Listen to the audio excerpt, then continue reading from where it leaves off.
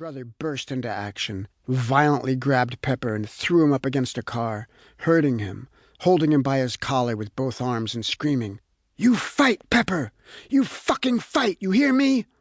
I never want to hear that again! Fucking N-word!"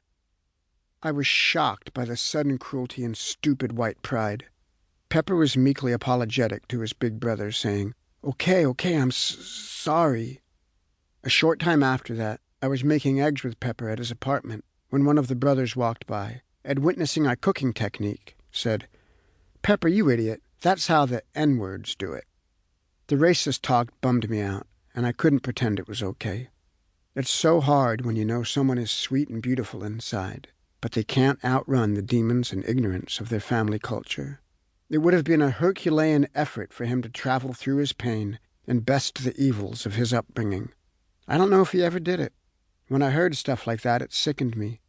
I thought of Dizzy Gillespie hugging me into his armpit, and the cool jazz guys who hung around at my house. These were the people I really respected. Raul was a cholo with the most impossibly gorgeous cholita sister named Elena, who dated Thunderbird, a scary gangster dude. I'll never forget the fear I felt the day I threw a water balloon from the second floor of the Bancroft building to hit some regular kids, but accidentally hit Thunderbird. I knew I was dead. Word came that he was looking for me. I hid from him for days, until a week later, he and some of his homies caught up with me in the school hallway. There was no escape. I had disrespected him badly and knew he was the kind of guy who wouldn't think twice about using a knife. They cornered me up against the wall, swallowing me up in an impregnable semicircle. I froze like a deer in the headlights, anticipating the impending beatdown. Time stood still for an eternity as I shrunk under the heavy stare. I wished the lockers behind me would swallow me alive. In his perfectly pressed khakis and cozy-looking Pendleton, hair slicked back, Thunderbird took a long, thoughtful moment and then said, "I know you didn't mean it. I know you're cool, homie, so it's all cool." Phew! A beautiful reprieve. Raul proved to be less thoughtful than Thunderbird. He once embarrassed me terribly in front of Elena during a family dinner at his house, loudly declaring, "I peeked over the bathroom stall and saw Mike peeing. He was playing with his balls.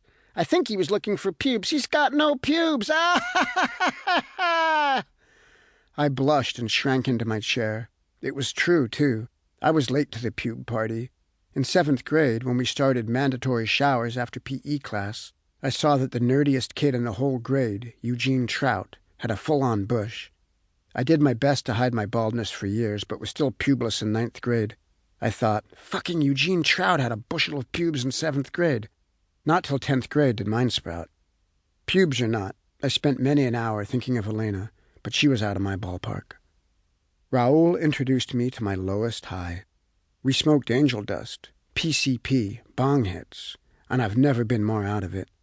We listened to Kiss's Detroit Rock City over and over, Raul telling me you could hear the sound of an authentic car crash in the recording.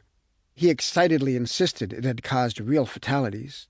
We then tried to take the bus to a park a couple of miles away, but ended up utterly confused on the complete wrong side of town.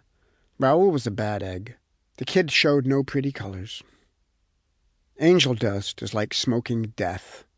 As you inhale this shit, you feel your brain cells dying in real time, important cellular stuff popping and fizzling. Your heart light is dimming, never to be quite as bright again. Even the most secure and worry-free person starts panicking over the bottomless void. It sends you numb and spiraling down a hopeless and never-ending vortex. I don't know the pleasure or benefits in that one. No joy, no doors opening, no nothing.